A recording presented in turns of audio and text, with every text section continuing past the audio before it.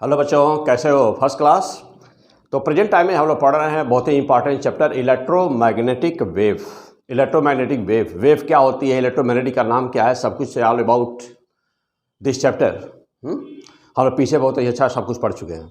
Last point जो हम लोग पढ़ रहे थे वह था पॉइंटिंग वेक्टर, मीन्स कि इलेक्ट्रोमैग्नेटिक वेव के द्वारा एनर्जी कितनी कैरी की जाती है। लास्ट पॉइंट हम लोग वही पढ़ रहे थे। ठीक, तो चलिए जहाँ तक हो चुका है ठीक उसके आगे स्टार्ट किया जाए।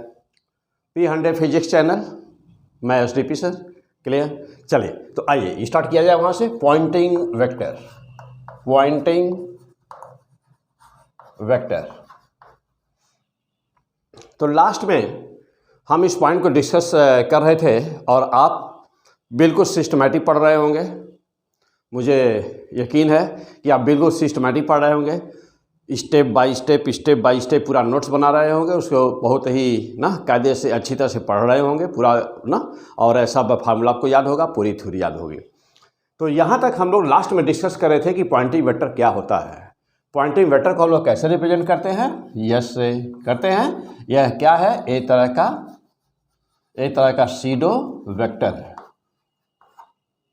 एक तरह का सीडो वेक्टर है। सपोज करिए कि यह इलेक्ट्रोमैग्नेटिक वेव है, स्पेस में मूव कर रही है, किसी दिशा में मूव कर रही है। यह सपोज करें कि x दिशा में वेव आपकी जा रही है। यहाँ पर एक इसके परपेंडिकुलर, सपोज करें कि ब्लैक बोर्ड पर यह वेव जा रही है। कौन सी वेव है? यह इलेक्ट्रोमैग्नेटिक वेव है, x एक्सिस पर जा रही है। तो x एक्सिस पर जब वेव जा रही है तो ब्लैक बोर्ड पर वेव है, तो इसके परपेंडिकुलर एक सरफेस लीजिए, आप ले लिया, एक एरिया ले लीजिए। यह एक एरिया लीजिए। कितनी एरिया है यह एरिया है एक डिस्क। मन में ऐसा सोचिए, यूनिट एरिया का एक डिस्क ले लीजिए ना, यूनिट एरिया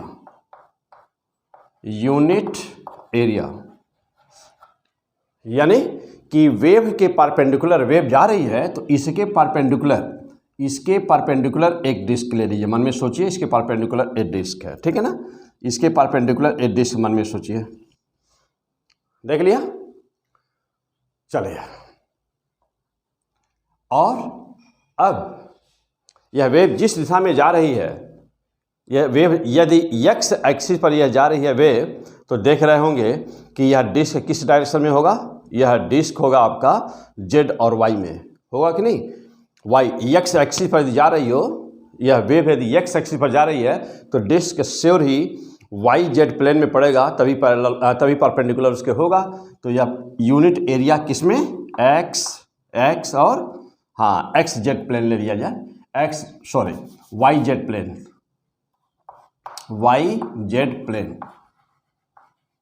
हो गया बेटा।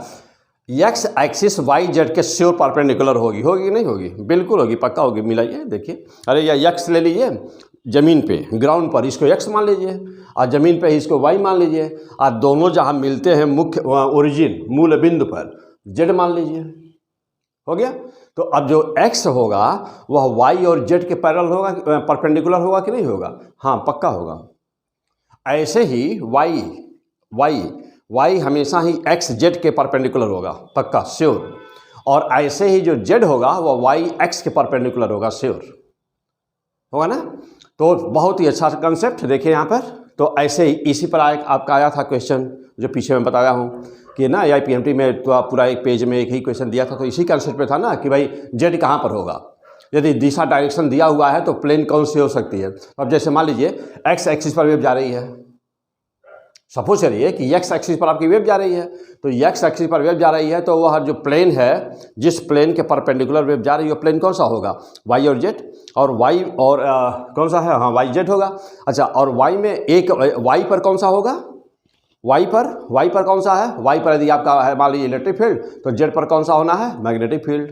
एकदम क्लियर है, x y z तो जानते ही हैं, पीछे पढ़ चुके हैं ना सब हम। देखिए पीछे वाली लाइन में डिस्कस नहीं कर रहा हूँ, अब यह मान के चल रहा हूँ कि आप इस वीडियो को, इस नंबर के वीडियो को यदि आप देख रहे हैं, इस नंबर के वीडियो के यदि आप देख रहे हैं, तो पीछे नंबर के सारे वीडियो आपको बहुत अच्छी तरह से तैयार होंगे, सारा कंसेप्ट आपका तैयार होगा। मैं यह मान करके वीडियो बना रहा हूँ, तो पीछे का जो कंसेप्ट है, यानी पीछे की जो लाइन है, आपका अवश्य तैयार होना चाहिए आगे बढ़ने के लिए। फिजिक्स अपने ग्रिप लेने के लिए, अपने मुट्ठी में लेने के लिए आपका पीछे के सारे लेक्चर्स बहुत ही ज़बरदस्त होने चाहिए, बहुत ही दमदार होने चाहिए। ठीक है। और फिजिक्स बहुत ही आसान सब्जेक्ट है, बस उसको अच्छी तरह से समझने की ज़रूरत है, और यह समझना और समझाना ये दोनों चीज़ें टफ होती हैं। क्लियर। तो इसीलिए बहुत कम ऐसे टीचर्स होते हैं। इंडिया में टीचर तो गली गली में मिल जाएंगे फीस पढ़ाने वाले, लेकिन एक अच्छा टीचर आप भी जानते हो, हाँ अच्छी चीज़ जानते हो कि एक अच्छा टीचर, एक अच्छा पढ़ाने वाला जो है आपको फिजिक्स जल्दी ढूंढने से नहीं मिलेगा। हाँ, लेकिन यू आर लकी, पढ़ रहे हो P100 फिजिक्स, तो आप बहुत ही लकी हो कि पढ़ रहे हो। हाँ, यह है बस कंसेप्ट वाइज ईमानदारी से पूरा टॉपिक आपका तैयार हो।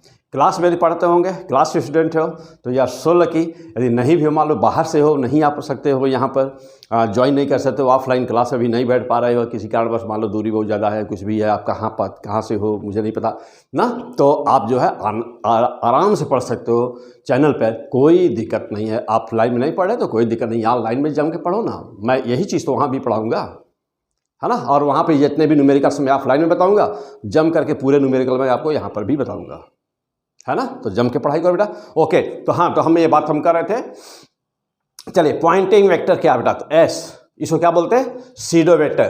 क्या बोलते हैं बेटा, सीडो वेक्टर बोलते हैं इसको। वेक्टर क्यों कहते हैं, वेक्टर कहने के पीछे इसका रीजन ये है ना कि यह इसके अंदर एक डायरेक्शनल प्रॉपर्टी है, यानी कि इसका डायरेक्शन फिक्स है। जब भी यह होगा तो इस एरिया के परपेंडिकुलर ही होगा, इसका डायरेक्शन फिक्स है। और जिस दिशा में वेव जा रही होती है ना, इसी दिशा में एनर्जी का फ्लो हो रहा होता है। तो डायरेक्शन ऑफ, वहाँ पे लिखिए कि direction of flow of energy, क्या बेटा, direction of flow of energy. तो direction of flow of energy, okay.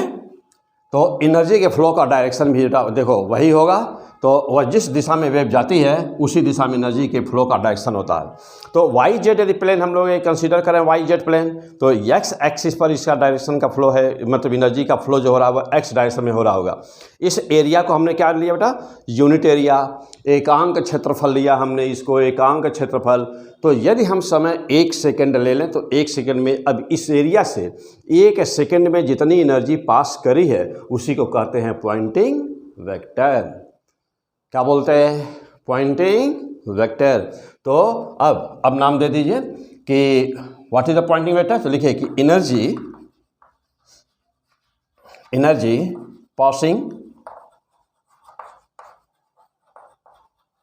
Passing through this area, this unit area per second is called pointing vector।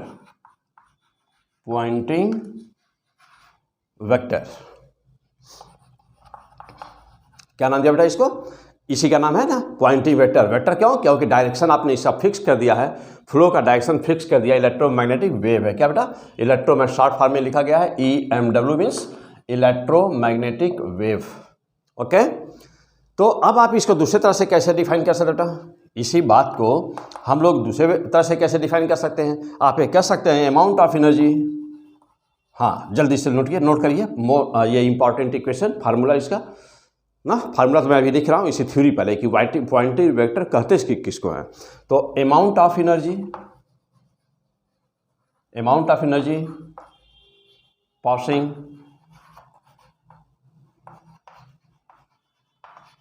पर unit area,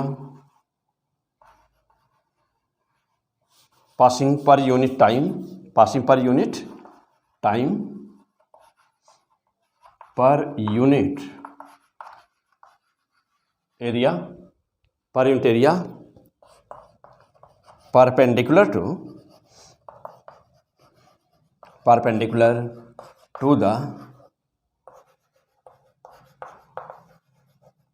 to the direction of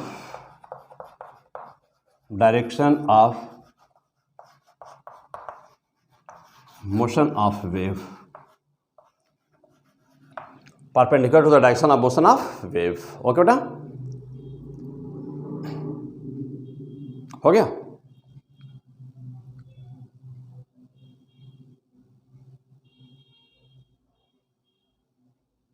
हाँ, definition note कर लिया, definition note करिए। Poynting vector कहते किसको हैं? तो this is the diagram. Poynting vector अब यहाँ से जो एनर्जी पास कर रही होगी ना, 1 सेकेंड में जितनी एनर्जी से पास करी उसी को क्या कहेंगे आप? उसी को कहेंगे पॉइंटिंग वेक्टर। अब नोट कर लिया। चलिए अब इसका आगे देखा जाए, इसका मेन फार्मूला क्या बेटा? मेन फार्मूला इसका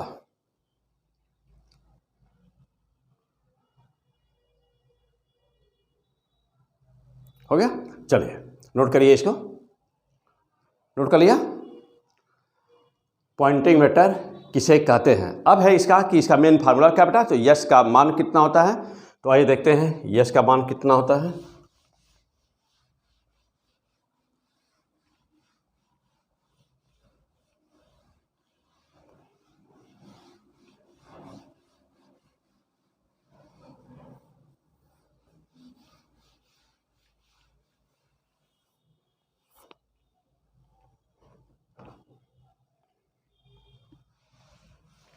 हाँ, अब पॉइंटिंग वेक्टर, अब इसकी न्यूमेरिकल वैल्यू का फार्मूला क्या है इसका?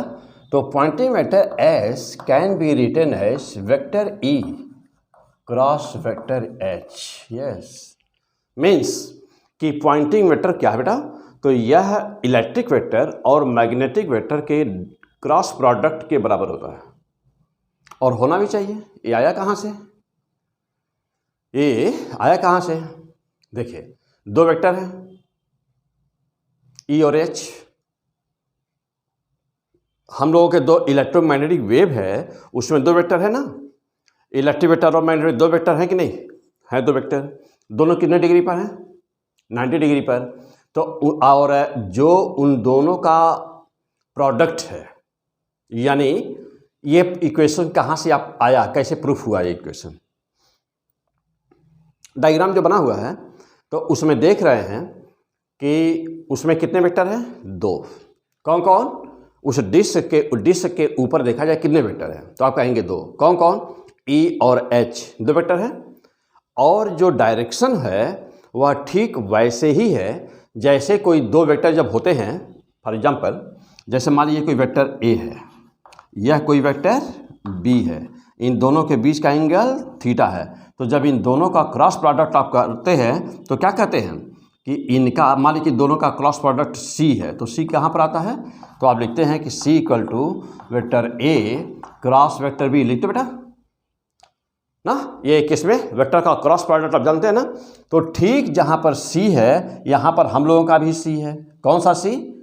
कौन सा C? Speed of the light, speed उधर ही है। अच्छा, क्योंकि हम उसको energy, amount of energy per unit time, per unit area को हम पॉइंटिंग वेक्टर बोले हुए हैं, तो हमारी एनर्जी किधर फ्लो कर रही है? पर यूनिट एरिया, पर यूनिट टाइम, एक्स एक्सिस पर। तो ये हमारा एक्स एक्सिस पर था, यह वाई और ये जेड एक्सिस पर था। यानी कि ठीक यह इक्वेशन ठीक वैसे ही जैसे क्रॉस प्रोडक्ट होता है।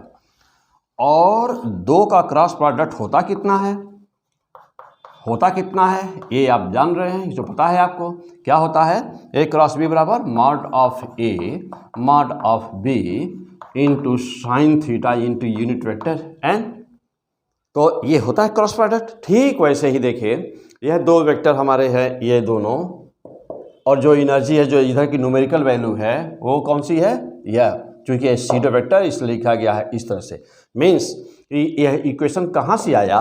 तो आप कहेंगे कि जो डिस्क बना हुआ है उस दोनों में दो वेक्टर हैं, एक इलेक्ट्रिक वेक्टर है और एक मैग्नेटिक वेक्टर है। दोनों का क्रॉस प्रोडक्ट ये हम करते हैं, तो यह उस डिस्क के डायग्राम को सेटिस्फाई करता है। वहाँ से इक्वेशन आया। ओके, चलिए आगे बढ़िए। हाँ, अब क्या जानते हो कि B बराबर होता है म्यू नॉट एच। एच के स्थान पे क्या लिख सकते हैं आप? B upon mu equal to H लिख सकते हैं। तो यस बराबर कितना होगा? यस बराबर कितना होगा? 1 अपान म्यू नॉट। देखिए एच के स्थान पर E vector E cross vector क्या? Vector B. आप ऐसे ले सकते हैं, ले सकते हैं। अच्छा, अब इसको क्रॉस प्रोडक्ट है, इसको ब्रैकेट लगा दें, कोई दिक्कत नहीं है। ओके, देखिए तो आप ऐसे लिख सकते हैं। तो either you can write like this, देखिए either you write like this और you can write like this, both are the correct. B के फॉर्म में जब लिखेंगे तो म्यू नॉट आ जाएगा। यदि बी के फॉर्म में नहीं बी के फॉर्म में एच के फॉर्म में लिखेंगे तो जाएगा। अच्छा, और जानते हैं आप कि what is the H and what is B? जब कहीं पर किसी बाहरी फील्ड के द्वारा फ्लक्स इंड्यूस होता है तब जो फील्ड प्रोड्यूस होती है, यानी कि फ्लक्स डेंसिटी कहिए या इंड्यूस्ड वेक्टर कहते हैं। पीछे सब पढ़ाए हुए हैं, सब पढ़े हुए हैं आप ना। नहीं पढ़े बेटा तो जा करके अच्छी तरह पीछे वीडियो में EMI है, मैग्नेटिक इफेक्ट है, मैग्नेटिज्म है, सब जबरदस्त दिए हुए हैं, बहुत ही गजब के सब कुछ है, पढ़ डालिए सब। तो बी क्या है? तो बी है फ्लक्स डेंसिटी। बी क्या बेटा? Flux density. और एच क्या है? External field. तो एच है एक्सटर्नल फील्ड और बी है फ्लक्स डेंसिटी, यानी कि इंड्यूस्ड फील्ड इंटेंसिटी है।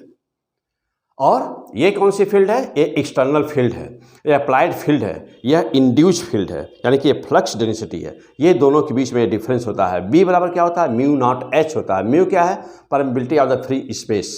What is this? Permeability of the free space. यहाँ तक क्लियर? नोट करिए, हो गया? चलिए, तो ये है पॉइंट हम लोग का कि पॉइंटिंग वेक्टर क्या होता है। अब सवाल ये रहा कि पॉइंटिंग वेक्टर बहुत सिंपल सी बात है। कुछ यहाँ पर ना कुछ बहुत ही इंपॉर्टेंट न्यूमेरिकल सॉल्व करने के लिए आता है, हम लोगों को सॉल्व करना रहेगा न्यूमेरिकल से। इसमें बहुत अच्छे अच्छे क्वेश्चंस हैं जो आपके एग्जाम में पीछे आए हुए हैं। IIT का आप स्टूडेंट है तभी मोस्ट इम्पॉर्टेंट, नीट में तो खैर आना ही आना है और बोर्ड में भी यहाँ से क्वेश्चन आना है। तो अब जब देखिए, तो यहाँ तक पहुँच गया बेटा। तो ये हुआ कि पॉइंटिंग वेक्टर हम लिखेंगे कैसे। अब नाउ द क्वेश्चन कि इंटेंसिटी क्या होती है। अब सीधी सी बात ये रही कि इंटेंसिटी क्या होती है। ठीक, चलिए, तो पॉइंटिंग वेक्टर लिखने का बेटा ये तरीका था। अब आ जाइए इंटेंसिटी पर। ओके, तो अगला पॉइंट है हम लोग का, यहाँ पर कुछ हम लोग को लिस्ट भी बनानी होगी, बहुत सारी चीज़ें हैं यहाँ पर। चलो बेटा, इंटेंसिटी क्या होती है? तो जानते हैं कि आप यदि यस को देखा जाए तो यस इक्वल टू क्या लिखा हम लोगों ने? Vector E cross vector H, ये लिखा ना। अच्छा, अकेला यदि ई को मैं देखूं, ई किसके बराबर है? ध्यान दीजिएगा थोड़ा अच्छी तरह से बेटा। ई को मैं लिखूं तो आप लिखेंगे E naught sine kx minus omega T. No problem, you can write like this. या लेमडा के फॉर्म में पीछे सब कुछ बताया हूँ। इक्वेशन एक पूरा ही लास्ट वीडियो में ही पूरा एक मतलब वह कई 15-20 मिनट में ये सिखाया हूँ आपको, बहुत ही फर्स्ट क्लास का, कि लेमडा के फॉर्म में, ओमेगा के फॉर्म में ना आप कैसे लिखेंगे इलेक्ट्रोमैग्नेटिक जो वेव है उसका इक्वेशन कैसे लिखेंगे। क्योंकि आप जब लिखते हैं EX जब लिखते हैं तो y बराबर 0, EZ बराबर EY भी बताना होता है और EZ भी बताना होता है। जब आप लिखते हैं कि BX या BY जब लिखते हैं तो बाकी बताना होता है कि y पर क्या है उसका कंपोनेंट और z पर क्या है, तब जा करके इक्वेशन पूरा होता है। तो ये सारी बातें हम लोग पीछे पढ़ चुके हैं। तो वहाँ पर इसलिए मैं अब ये लाइन कैसे लिखी जा रही है, क्यों लिखी जा रही है, अब इसका क्या मतलब है, पीछे लेक्चर में सब पढ़े हुए हैं। तो देखो बेटा, तो E बराबर मैं इतना लिखूँ और B बराबर मैं लिखूँ ना कि B naught sine kx minus omega T. जानते हैं कि दोनों सेम फेज में होते हैं, दोनों एक दूसरे के परपेंडिकुलर होते हैं। यदि मान लो बेटा यदि मैं इसको लिख दूँ EY, तो बोलो यहाँ पे क्या लिखना पड़ेगा हमको? BZ। याद आ रहा है ना सब कुछ? नहीं है, थोड़ा भी डाउट है पीछे जाके पढ़ डालिए, सब कुछ ना बहुत ही अच्छी तरह से सब समझाया गया, पीछे पढ़ डालिए सब कुछ।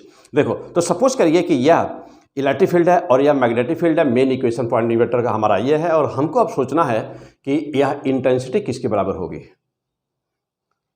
तो चूँकि देखिएगा, क्योंकि यह EY यह भी एक हार्मोनिक फंक्शन है।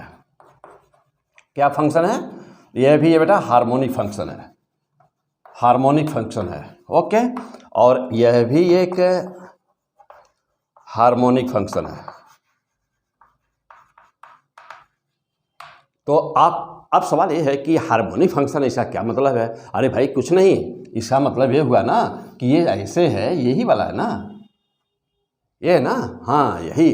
तो अच्छा, पीछे तो बनाए ही हुए हैं कि अब पीछे तो सब कुछ डिटेल में बना ही हुआ है, सब देखे हैं हमें, बहुत ना ज़बरदस्त तरीके से बनाए हैं हम लोग। अब फिर देखे होंगे कि ये ऐसे बना हुआ है, ये दोनों दिखाया गया है, ऐसे दिखाया गया है। याद आ रहा है सब कुछ?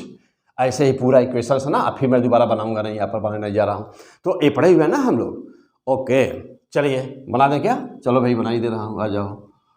ठीक है, देखो पढ़े हुए हैं सब कुछ ये, तो कलर चेंज कर दूँ। चलिए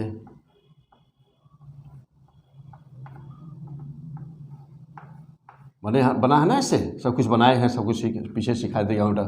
ठीक है, अब चलो, अब ये भी देखो, फिर यहाँ पे आ जाएगा ऐसे, ऐसे है तो फिर ये वाला,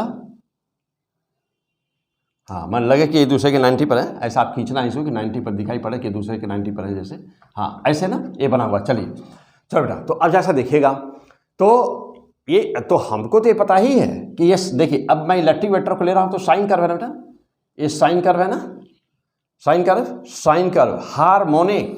हार्मोनिक का मतलब ही होता है कि यदि किसी इक्वेशन में साइन या कास है तो उसे कहते हैं हार्मोनिक इक्वेशन।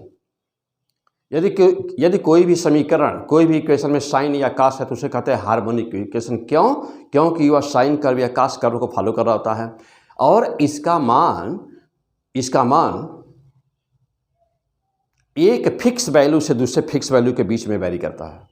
फॉर एग्जांपल, अब इसका मान मैं कहूँ कि इलेक्ट्रिक फील्ड, तो एक दिशा में देखिए इलेक्ट्रिक फील्ड कितनी हो रही है, प्लस E0 हुई ना, एक दिशा में E0 हुई, दूसरे दिशा में देखिए माइनस डायरेक्शन में भी हुई, माइनस E0 हुई ना, माइनस E0। अच्छा, और मैं ऐसे ही मैग्नेटिक फील्ड देख रहे हैं, मैग्नेटिक फील्ड भी एक दिशा में मैक्स हुई, दूसरे दिशा में भी ऐसे मैक्स हुई। तो जब कोई वैल्यू जब कोई भी फिजिकल क्वांटिटी, जब कोई भी इक्वेशन ऐसा होता है कि उसकी वैल्यू मैक्सिमम प्लस डायरेक्शन से लेके मिनिमम, यानी एक दिशा में मैक्स फिर दूसरे दिशा में मैक्स के बीच वेरी कर रहा होता है, टाइम का फंक्शन होता है, समय के साथ वह कंटिन्यूअस एक इक्वेशन के अकॉर्डिंग वेरी कर रहा होता है, तो उसी को हम लोग क्या बोलते हैं बेटा? उसी को कहते हैं हार्मोनिक फंक्शन। क्या बोलते हैं इसको? यही कहलाता है हार्मोनिक फंक्शन। तो this is the harmonic function.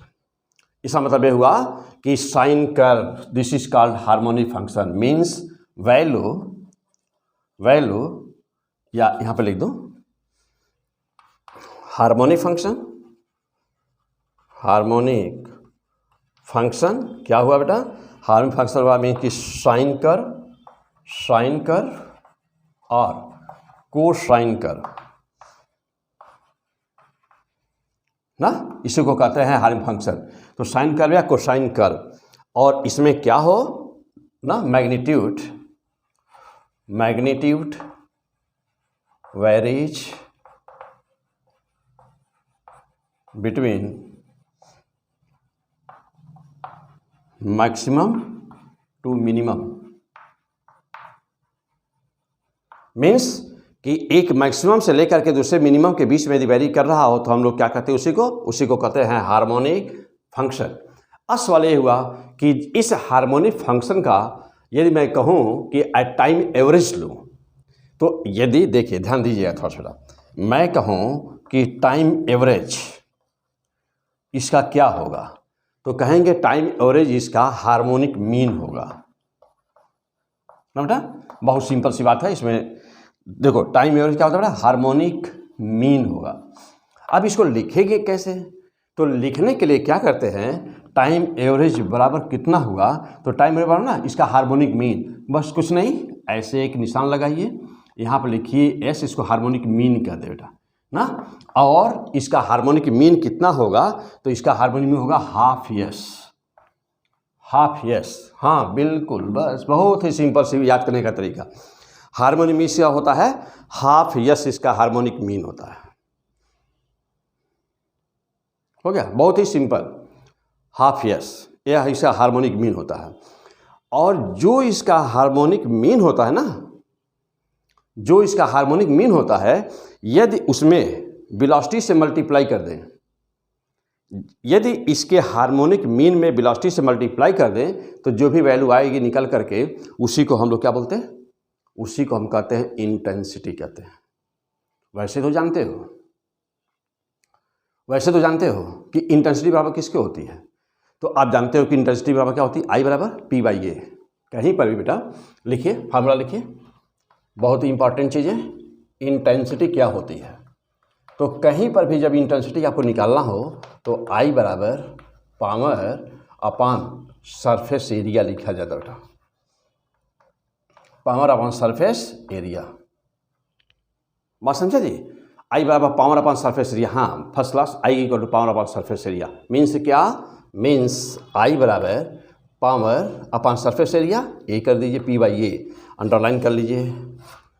Means कि आई बराबर क्या होता है?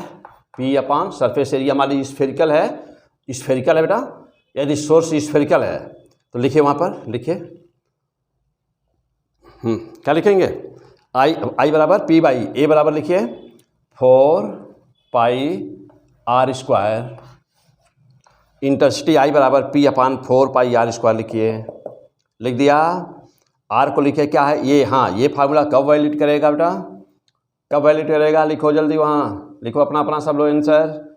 ये फार्मूला कब वैलिड करेगा? When source will be spherical. क्या लिखा? When source will B.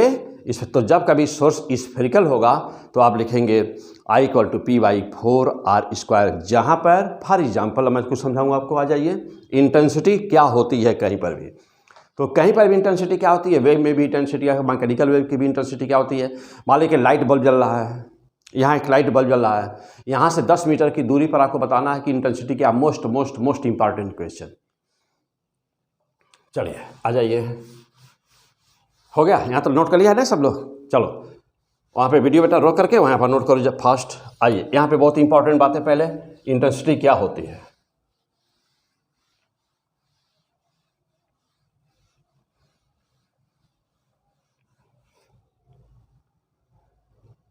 हाँ, तो पहला पॉइंट कि इंटेंसिटी होती क्या है। चलिए आ जाइए। इंटेंसिटी, अब ये नहीं इंटेंसिटी आई, तो क्या लिखा अभी? आई बराबर power upon surface area. I equal to power upon surface area. चलिए, जैसे मान लीजिए कि यहाँ पर एक बल्ब है ना, यहाँ पर सपोज करें कि यहाँ पर एक बल्ब है और इसका इस बल्ब का जो वाट है, कितने वाट का ये बल्ब है? तो चलिए मान लीजिए सपोज करिए कि यह एक 40 वाट का बल्ब है। सपोज करिए 40 वाट का बल्ब है। यहाँ से 10 मीटर की दूरी पर इसकी इंटेंसिटी बतानी है। चलिए आंसर मारिए सब लोग अपना अपना जल्दी। हाँ तुरंत मारिए आंसर, अपना अपना आंसर मारिए तुरंत। नंबर 2 पर आइए बेटा। यह एक ट्यूबलाइट है। चलिए हाँ उसको करते रहिए, मैं तब तक दूसरा डायग्राम बना दूं। यह एक ट्यूबलाइट है।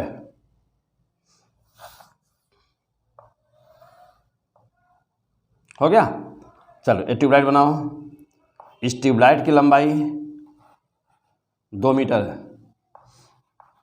ट्यूबलाइट की लंबाई 2 मीटर है। एक ट्यूबलाइट जल रही है। एक ट्यूबलाइट की लंबाई 2 मीटर है।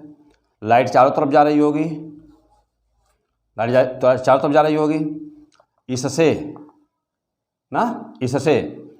8 मीटर की दूरी पर, 8 मीटर की दूरी पर, डिस्टेंस 8 मीटर, तो 8 मीटर की दूरी पर डी या एल आर मान लिया जाए। चलो तो 8 मीटर की दूरी पर, ठीक, इंटेंसिटी बतानी है बेटा। यहाँ इंटेंसिटी क्या है? आई का मान बताना है। कितने वाट की ट्यूबलाइट है? तो मान लो कि यह 10 वाट की ट्यूबलाइट है। चलो दोनों का आंसर निकालो जल्दी। हाँ अपना अपना लिखिए आंसर।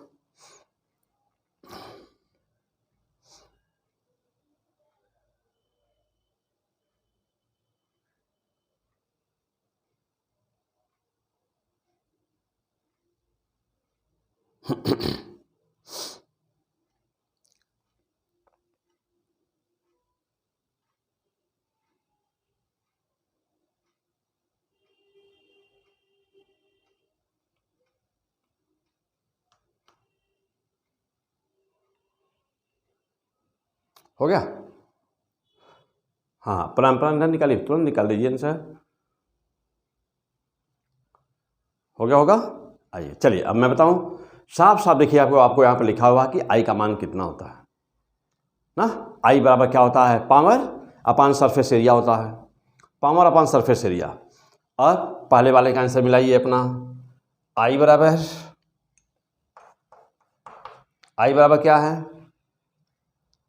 हाँ बेटा बोलो क्या आया, पावर कितने वाट का है, 40 वाट। अब देखिए कैसे सॉल्व करेंगे। अब यहाँ से 10 मीटर की दूरी बोला गया है ना, तो अब जैसे देखो बेटा, जैसे मान लो बल्ब यहाँ पे जल रहा है, बल्ब जल रहा है यहाँ पर, तो 10 मीटर की दूरी पर ना, यहाँ से 10 मीटर की दूरी पर एक बिंदु है, वहाँ आपको इंटेंसिटी बताना है। तो यह लाइट तो चारों तरफ जा रहा है ना, तो ये बल्ब जहाँ रखा हुआ है, बल्ब से चारों तरफ, ऊपर भी, नीचे भी, इधर भी, इधर भी, इधर भी, इधर भी, इधर भी, इधर, लाइट का इमिशन चारों तरफ हो रहा है, लाइट चारों तरफ इमिशन हो रहा है ना। या मैं कहूँ कि मान लो कि मैं बोल रहा हूँ, या यहाँ कोई स्पीकर रखा हुआ है और 10 वाट का स्पीकर है, वेव वाला सवाल, 10 वाट का स्पीकर है, कितने वाट का, 10 वाट का। 100 मीटर की दूरी पर बताना है कि उसकी इंटेंसिटी, साउंड की इंटेंसिटी क्या होगी। इस न्यूमेरिकल को कैसे सॉल्व करिएगा, तो चाहे वो लाइट का न्यूमेरिकल हो, चाहे इलेक्ट्रोमैग्नेटिक वेव का न्यूमेरिकल हो, चाहे वह साउंड का न्यूमेरिकल हो, सॉल्व एक ही तरीका, फार्मूला एक ही इंटेंसिटी का होता है। आई बराबर क्या होता है हमेशा, हाँ बोलिए, आई बराबर क्या होगा बेटा हमेशा, आई बराबर होगा पावर अपान एरिया। किसी भी बिंदु पर यदि आपको वाटेज मालूम है, वाट पता है, पावर पता है, तो और कितनी दूरी, सोर्स से कितनी दूरी पर है बिंदु, आप तुरंत उसका आंसर बता देंगे, आप तुरंत उसका आंसर बता देंगे। कैसे बता देंगे, बस तो लाइट का इमिशन तो चारों तरफ होना है ना, वो चारों तरफ जा रहा है ना, तो एरिया आप कैसे लेंगे, एरिया जो लेंगे आप कैसे लेंगे, 10 मीटर की दूरी बोला गया, 10 मीटर रेडियस ले लीजिए, और 10 मीटर रेडियस का एक खोखला गोला मन में सोचिए, चारों तरफ फुटबॉल के जैसा। सोर्स कहाँ रखा है, सोर्स कहाँ पर रखा है, फुटबॉल के सेंटर पर, केंद्र पर मान लीजिए सोर्स रखा है, फुटबॉल के केंद्र पर मानिए सोर्स रखा हुआ है, ठीक। और उसके 10 मीटर का रेडियस लीजिए और चारों तरफ स्फीयर मन में अपने सोच लीजिए, फुटबॉल के जैसे सोच लिया, तो क्या बनेगा, एक हालो स्फीयर बनेगा ना। तो उसी सरफेस एरिया जो लिखा गया सरफेस एरिया, तो वह उसी हालो स्फीयर की सरफेस एरिया बनेगी। यहाँ पर सरफेस एरिया लिखने का सेंस ये है, आप हालो स्फीयर की सरफेस एरिया होती कितनी है, तो हालो स्फीयर की सरफेस एरिया कितनी होती है, हालो स्फीयर की सरफेस एरिया होती है 4 पाई आर स्क्वायर। तो देखो बेटा अब ये क्या हो गया, 4 पाई आर स्क्वायर होती है, सरफेस एरिया हो गई। हाँ सरफेस एरिया बेटा यही होती है 4 पाई आर स्क्वायर। अब देखिए 4 से 4 कट गया, यहाँ कितना आ गया 10 अपान क्या, पाई आर, आर का मान कितना है 10 इंटू 10 का स्क्वायर हो गया। अब देखिए ऊपर आया 10, नीचे आया पाई स्क्वायर, 100 हो गया। 100 मीन्स कि कितना हो गया, आई का मान, आई इंटेंसिटी बराबर कितना होगा 1 अपान 10 पाई क्या, watt per metre square. This is the answer. तो what do you mean by the intensity, तो this is the intensity of the sound. तो अब यह नहीं है कि इलेक्ट्रोमैग्नेटिक वेव हो तो भी लाइट सोर्स हो, मान लो कहेगा कि यहाँ पर 40 वाट का बल्ब जल रहा है, बताओ कि 2 मीटर की दूरी पर इंटेंसिटी क्या होगी, क्या करोगे। तो अब ये नहीं कि जो वेव वाला, साउंड वाला जो रहेगा तो साउंड में ही खाली लागू होगा, नो, साउंड में भी वही फार्मूला है, इलेक्ट्रोमैग्नेटिक वेव में भी वही फार्मूला है, ठीक, और वेव में भी है और लाइट में भी है। मैं कहीं भी इंटेंसिटी बतानी होगी तो आप ये यूज़ करोगे। क्या पढ़ रहे हैं, क्या पढ़ बेटा,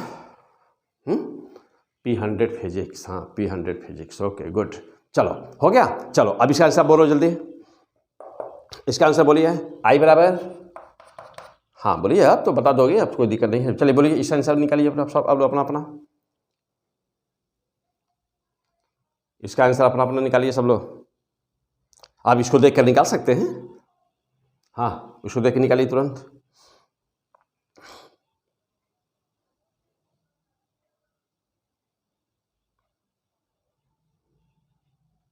हो गया, किनारा भाई, चलो आ जाओ मैं बताऊँ।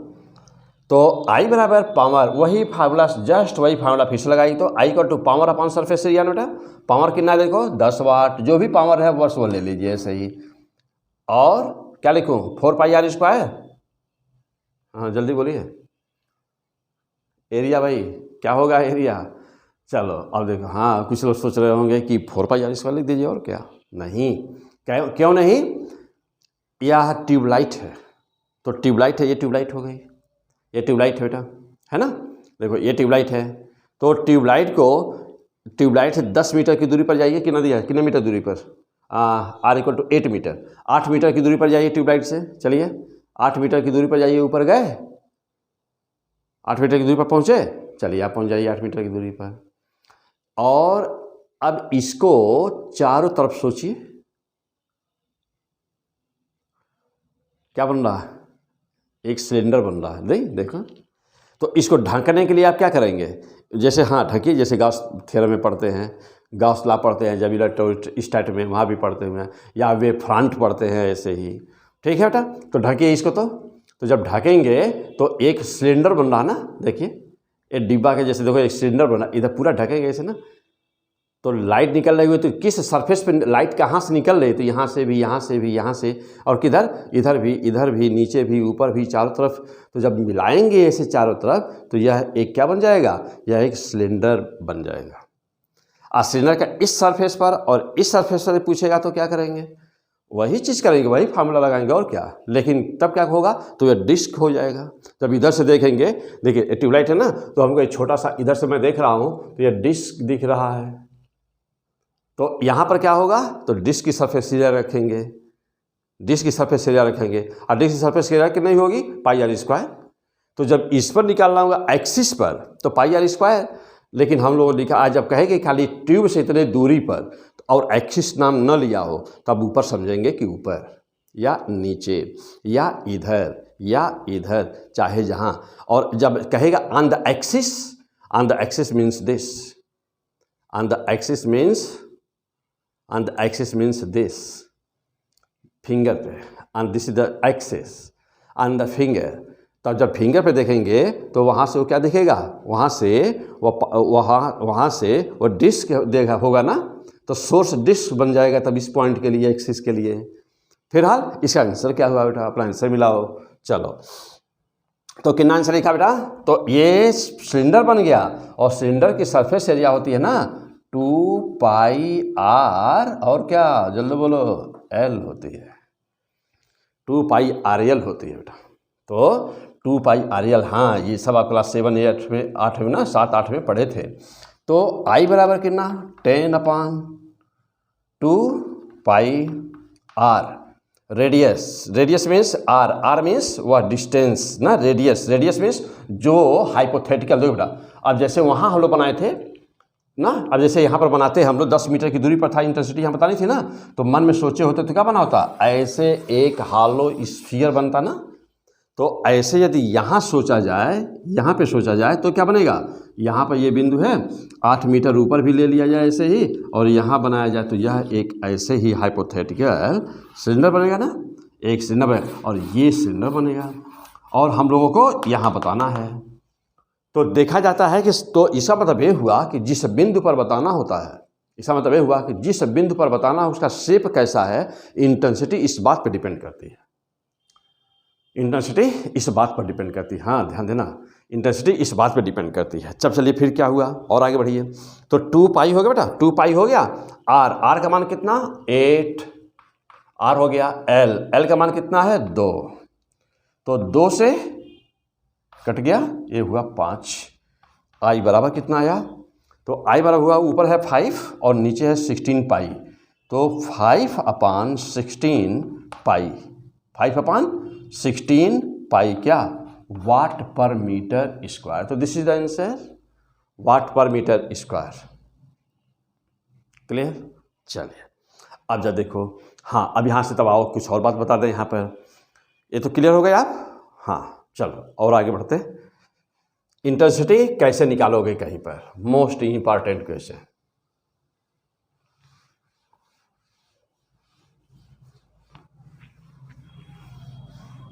हाँ, अब आ जाइए। जैसे इंटेंसिटी तो जानते हो कि जो इंटेंसिटी होती है I proportional to A square होती है ना। इंटेंसिटी मान लीजिए कि कहीं पर आया, आई का मान आया P/4 pi R square proportional to A square आया, ध्यान दीजिएगा। और ये किसके लिए था? ये तो इसीलिए था पॉइंट सोर्स या और स्फेरिकल सोर्स।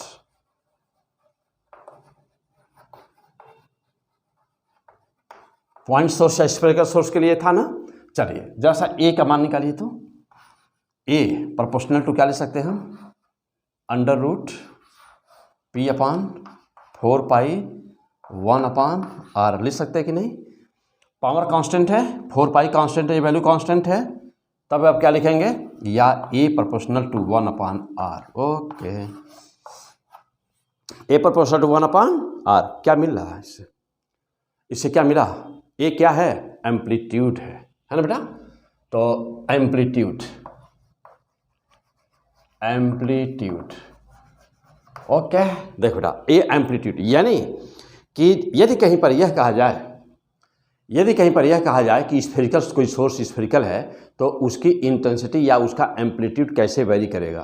तो अब आप जानते ही हो कि अभी ये था बेटा कि E बराबर था E0। E बराबर क्या? E बराबर E0 साइन के x माइनस ओमेगा टी था।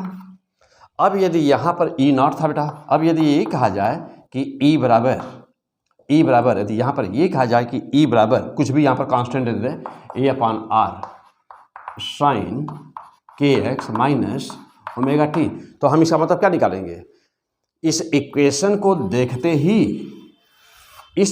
को देखते ही हम ये कहेंगे कि यह इलेक्ट्रिक फील्ड जो आई हुई है E, तो this electric field of A point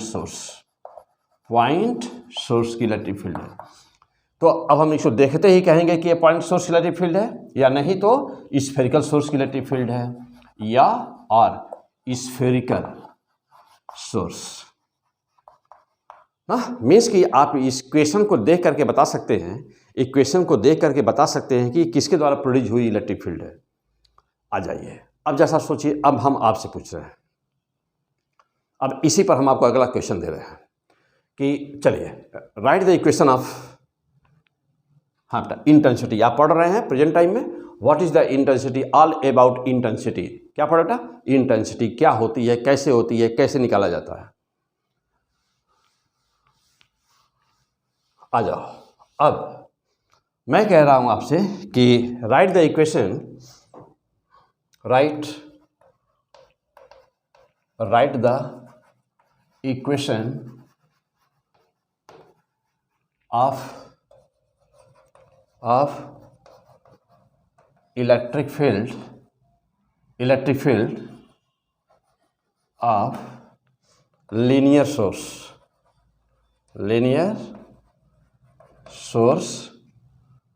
okay, linear source. हाँ, लिख दीजिए जल्दी, इलेक्ट्रिक फील्ड लिखे था। देखो बेटा, आगे क्या लिखना है आप लिखिए। अब कंप्लीट इट।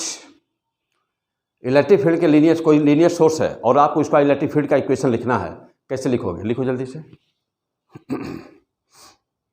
जल्दी करो बेटा, बहुत लंबा टॉपिक है ना, ये बहुत ही लंबा है चैप्टर, ये टॉपिक।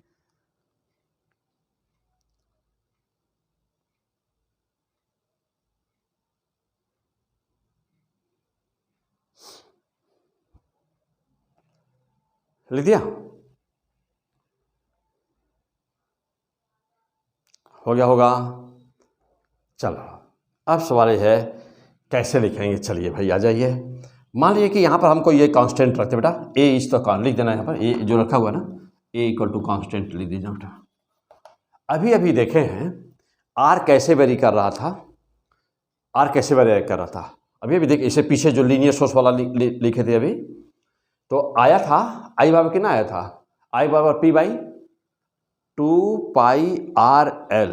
सिंगल पावर था ना, 2πr, आर पर सिंगल पावर था, और एम्पलीट्यूड का एम्पलीट्यूड होता है ए स्क्वायर, तो A square proportional to A square proportional to 1/r, तो ए प्रोपोर्शनल टू 1/√r। देखिए तो हुआ कितना, देखिए यहाँ पे कांस्टेंट कोई ए √r और क्या साइन के x minus omega T. Okay fantastic. तो दिस इज द इक्वेशन। अब आपके एग्जाम में क्वेश्चन कैसे पूछा है, यहाँ पर आपके एग्जाम में क्या किया है कि एक साल क्या किया है आपके एग्जाम में, ऐसे ही 4 इक्वेशन दे दिया है, ऐसे ही 4 इक्वेशन दिया है, ठीक इसी तरह से ऐसे ही 4 इक्वेशन दे दिया है, ठीक। और वहाँ पर क्या किया है कि एक में r पर 0 है पावर, एक में r पर 1 है पावर, एक में r पर 2 है पावर, और एक में r पर रूट है पावर, ऐसे पावर है, ऐसे दिया हुआ है। और आपसे पूछा है वहाँ पर कि one which is the cylindrical wave, means कि 4 इक्वेशन दिया गया है, इन 4 में से सिलिंड्रिकल वेव कौन बना रही है, कौन सी इसमें से सिलिंड्रिकल वेव है। हाँ तो आप कहेंगे सर ये तो नाम नहीं सुने थे। हाँ तो अभी बहुत सारी ऐसी चीज़ें हैं कि जिसे आप नाम नहीं सुने हुए हैं, अभी सुनेंगे, कंटिन्यू पढ़ते रहेंगे तो पूरे फिजिक्स में सब क्या क्या है, कहाँ पर है, कैसे है, टाइम लगेगा ना सब कुछ बताने में ना किसी टॉपिक को। बेटा हमारा पढ़ाने का उद्देश्य ये है, आपको जानते हैं कि हर स्टूडेंट इंडिया का हर स्टूडेंट फिजिक्स पढ़े, इंडिया का हर स्टूडेंट गजब की फिजिक्स उसकी तैयार है, नहीं फिजिक्स में वो वीक ना हो जो मैं पढ़ा रहा हूँ, इसलिए P100 फिजिक्स खोला हूँ। 0 से पढ़ाना है और उस लेवल पर जिसके आगे फिजिक्स नहीं होती है, जानने की जरूरत नहीं होती, ठीक। क्यों? क्योंकि उद्देश्य IIT है, नीट है और बोर्ड है, NDA की स्टूडेंट हो सकते हैं। यानी कि मेन फोकस हमारा किस पे होता है बेटा, 3 है मेन, IIT, नीट और बोर्ड, यही मेन है। लेकिन बच्चे चूँकि यही फिजिक्स बैठते हैं, वहाँ पर भी NDA वगैरह में भी बैठते हैं और बाकी तमाम कॉम्पिटिशन होते हैं, तो कोई भी स्टूडेंट पढ़ के अपनी फिजिक्स ना 0 से टॉप लेवल पे पहुँचा सकता है अपना, ठीक है। तो वहाँ पे हाँ बेटा, तो अब बात रही कि सिलिंड्रिकल वेव की बात कर रहे थे, तो ऐसी बहुत सारी चीज़ें हैं कि अभी हम लोग पढ़ेंगे ना, अभी तो हम लोग स्टार्ट किए हैं, अभी तो हम लोग पढ़ेंगे।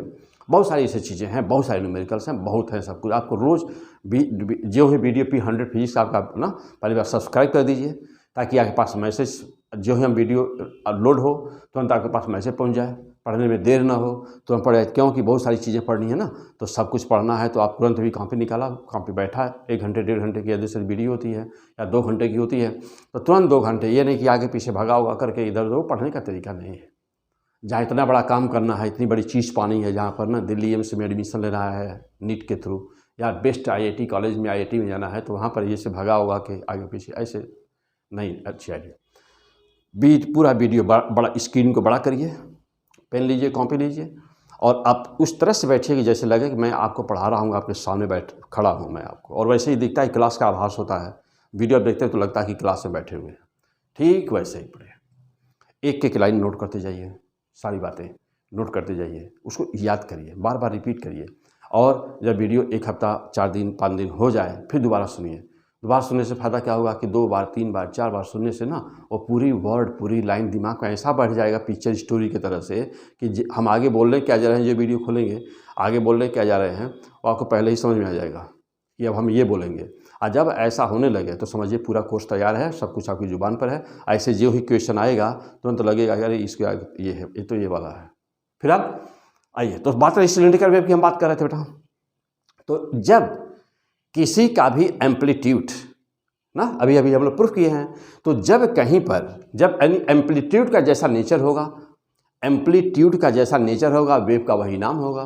तो जब कहीं पर एम्पलीट्यूड प्रोपोर्शनल टू 1 अपान क्या, यदि r पर मैं 0 कर दूं तो आप कहेंगे कि amplitude does not depend on the distance ना। तो क्या ऐसा हो सकता है? तो एम्पलीट्यूड में ऐसा नहीं होगा। इलेक्ट्रिक फील्ड वगैरह होता है, नहीं डिपेंड करती है डिस्टेंस पर। जैसे एक रस्सी है, चार्ज स्ट्रिंग है, और मैं कहूँ कि इलेक्ट्रिक फील्ड उसकी 10 मीटर की दूरी पर कितनी होगी, तो इलेक्ट्रिक फील्ड 10 मीटर की दूरी पर उतनी ही होगी जितनी 1 मीटर की दूरी पर होगी। 1000 मीटर की दूरी पर उतनी ही होगी। यानी कि does not depend on the distance. तो जब कभी ऐसा इक्वेशन हो तो आप कहेंगे कि एम्पलीट्यूड डिपेंड नहीं करता। तो क्या ऐसा इंटेंसिटी में, वेव में ऐसा होगा? नहीं, वेव में ऐसा नहीं होता बेटा। ये कहाँ पर होता है? इलेक्ट्रिक फील्ड में होता है। किसका इलेक्ट्रिक फील्ड में? किसी चार्ज की इलेक्ट्रिक फील्ड बताते हो। स्ट्रिंग ना, लीनियर चार्ज बॉडी कोई है तो उसकी इलेक्ट्रिक फील्ड ना इस पर ऐसे वेरी करती है, ए इक्वल टू सो मच, तो वह इलेक्ट्रिक फील्ड है। तो यहाँ पर ये इलेक्ट्रिक फील्ड का आ जाएगा बेटा। लेकिन एक चीज़ दूसरी हो गई ना, हमारा यहाँ पे क्या है बेटा? तो सब चीज़ अच्छा। अब ये कहाँ पर है? तो पीछे इलेक्ट्रिक फील्ड एंड पोटेंशियल पढ़ाया हमने बेटा, चैप्टर है ना, वहाँ सब कुछ बहुत ही गजब का एक्सप्लेन है, वहाँ पढ़ लेना। ठीक है, आ जाओ यहाँ पे देखो। तो अब हम लोग बात कर रहे थे, देखो तो यहाँ सिलिंड्रिकल वेव, तो ए अपान रूट, और अभी पीछे प्रूफ किया हूँ कि आई इक्वल टू आया था ना, तो आई प्रोपोर्शनल टू आया था 1/r, और आई बराबर होता है चूंकि ए स्क्वायर, तो A square proportional to 1/r, तो ए प्रोपोर्शनल टू क्या हुआ? 1/√r, बस हो गया। तो ये बातें यदि याद हैं तुरंत मार दोगे निशान, कहोगे यही इक्वेशन है कौन सा? सिलिंड्रिकल, हाँ क्या बेटा? सिलिंड्रिकल वेव है। तो यही है बेटा सिलिंड्रिकल वेव, यानी इंटेंसिटी एम्पलीट्यूड कैसे वेरी करता है। तो ये है इसका process, this is the process. लेकिन हम लोग का टॉपिक तो और है ना, हम लोग इसकी बात कर रहे थे। लेकिन अब इलेक्ट्रोमैग्नेटिक वेव की इंटेंसिटी क्या है? तो पहले हमको ये जानना है कि इंटेंसिटी क्या है, इंटेंसिटी होती क्या है। सोर्स की इंटेंसिटी, बल्ब जल रहा है, लाइट जल रही है, 2 मीटर की दूरी पर उसकी इंटेंसिटी क्या है? कैसे न्यूमेरिकल सॉल्व करोगे? 4 मीटर की दूरी पर कैसे सॉल्व करोगे? एक ट्यूबलाइट है 10 मीटर की दूरी पर कैसे सॉल्व करोगे? कह देगा कि लाइट एक लीनियर लाइट सोर्स है, 5 मीटर की दूरी पर उसकी इंटेंसिटी बताओ, क्या करोगे? या 10 मीटर की दूरी पर उसकी इंटेंसिटी इतनी है, बताओ कि उसका किस वाट का बल्ब है या किस वाट का ट्यूबलाइट है, क्या करोगे? तैयार है सब कुछ? तैयार हो गया सब कुछ? अरे हाँ बोलो भाई, हो गया। चलो आगे बढ़ते हैं बेटा, ये सब रिवाइज कर लो, सब पढ़ डालो, क्या क्यों कैसे कुछ भी छूटने ना पाए। आ जाओ अब यहाँ से आगे। हाँ बेटा, अब हम बात कर रहे थे ठीक ऐसे ही कि अब फोकस करते हैं हम लोग। ये तो हम जनरल में देख रहे थे कि किसी भी स्पीकर का, किसी भी सोर्स का, किसी भी लाइट सोर्स का, किसी भी साउंड सोर्स का हम इंटेंसिटी कैसे बताएंगे। अब बात आई बेटा कि अब इसकी इंटेंसिटी किसे बताएं। अब हम इसे फोकस करते हैं बेटा इस पर। अभी देखा है हम लोगों ने कि मैं अभी क्या बोला हूँ आपसे कि v से मल्टीप्लाई कर दो। अभी बोला हूँ आपसे कि v से मल्टीप्लाई कर दो, ठीक। तो चलो आ जाओ। तो I इक्वल टू हाफ आया था, अभी बताया हूँ क्यों आया, हार्मोनिक मीन है हाफ v। तो यहाँ इलेक्ट्रोमैग्नेटिक वेव है ना, तो यहाँ पर बेटा इसकी वेलोसिटी बराबर किसकी होती है? c कितना? 3 × 10⁸ मीटर पर सेकेंड। हो गया। तो चलो आ जाओ, हाफ एप्सिलॉन नॉट c और क्या e स्क्वायर कर दो ना, e स्क्वायर कर दो ना। तो अभी एक सेकंड आएगा क्या इसका प्रूफ करने पर, तो हाँ वही रहेगा, ई स्क्वायर ही कर दो बेटा। अभी निकालना जाएगा जब वहाँ, अच्छा पीछे बता चुका हूँ कि c बराबर 1/√μ0 एप्सिलॉन नॉट होता है, तो उसी से तो epsilon naught c E square लिख सकते हो, या और क्या लिख सकते हो बेटा इंटेंसिटी I बराबर हार्मोनिक मीन हाफ है, वहाँ कहाँ से आया या म्यू और क्या μ0 c h स्क्वायर लिख सकते हो। ओके, तो you can right this equation like this. अब जानते हो कि यदि इसके फॉर्म में लिखोगे तो ऐसे, इसके फॉर्म में लिखोगे तो ऐसे, आप इस तरह से इंटेंसिटी को लिख सकते हो, ठीक।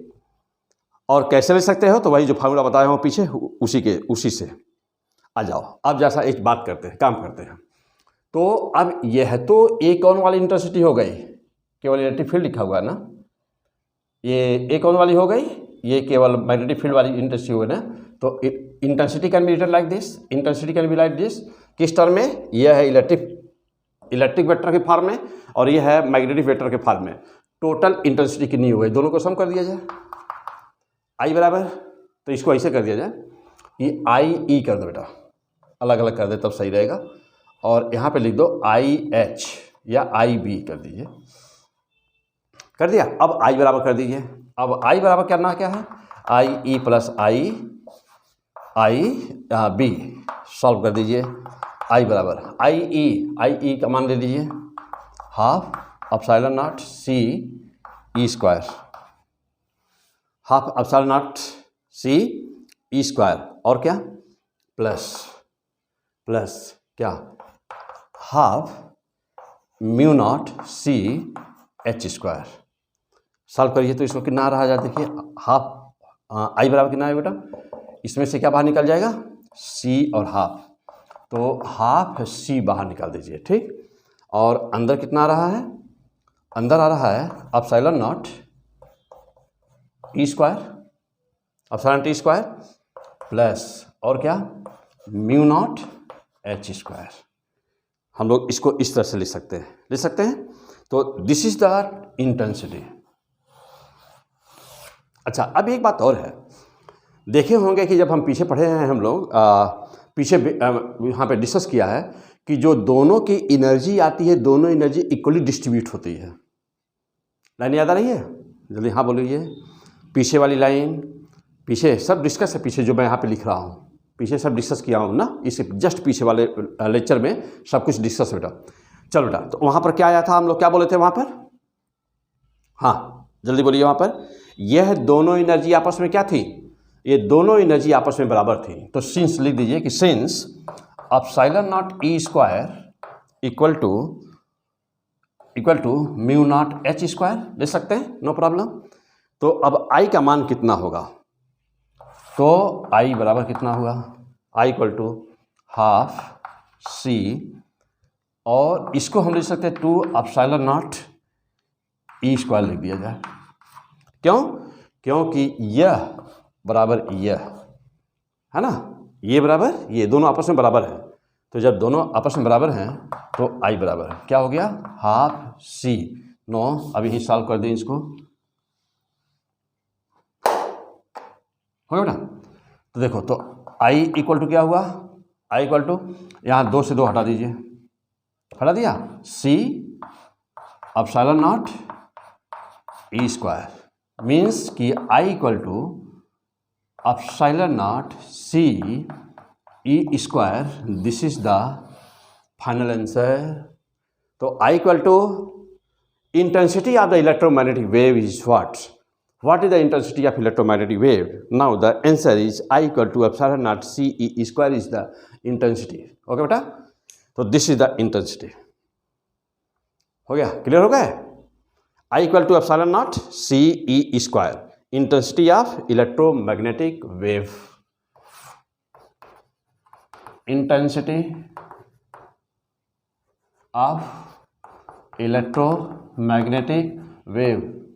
तो फाइनल आई बराबर कितना हुआ, देखिए epsilon naught C E square, this is the answer. क्या इसको और किसी फॉर्म में ले सकते हैं, बिल्कुल ले सकते हैं। हमने देखिए यार ध्यान दीजिएगा, हमने यह दोनों आपस में बराबर है, तो हमने इसके स्थान पे लिखा है यह, लेकिन यदि मैं इसके स्थान पे लिख दूं यह, तब क्या होगा, तो हाफ सी बाहर तो है ही, अब यहाँ पर आ जाएगा क्या 2 म्यू नॉट एच स्क्वायर। तो आज चलिए वो भी लिख के देख लिया जाए। अगला पॉइंट, हाँ अब देखो बेटा, इसको हम लोग कैसे लिख सकते हैं, चलिए आ जाइए।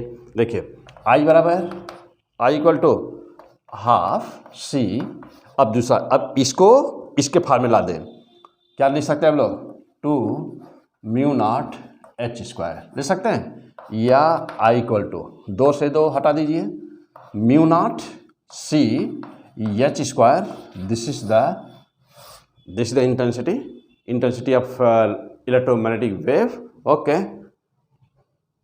इंटेंसिटी ऑफ इलेक्ट्रोमैग्नेटिक वेव, हाँ बेटा फंटास्टिक पॉइंट। अच्छा, अब ये चीज़ ये है ना,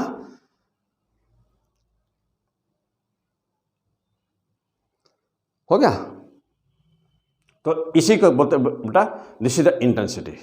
टॉपिक हम लोग का कि इंटेंसिटी क्या होती है, तो this is the intensity. Okay, तो फिर आप अभी इस लेक्चर को देख रहे हो कि लाइट चली गई है, तो अभी हम इसको रोकते बेटा, और अभी जस्ट तुरंत ही अगला एपिसोड हम तुरंत ही स्टार्ट करते हैं आफ्टर द ब्रेक ना, अभी तुरंत ही स्टार्ट करते हैं हम लोग, जस्ट अभी तुरंत स्टार्ट कर रहे हैं। इसके जस्ट आगे अभी चूंकि यहाँ पर हमको बहुत सारी चीज़ें बतानी है, मोस्ट इंपॉर्टेंट टॉपिक है अभी यहाँ पर आगे आने वाला है।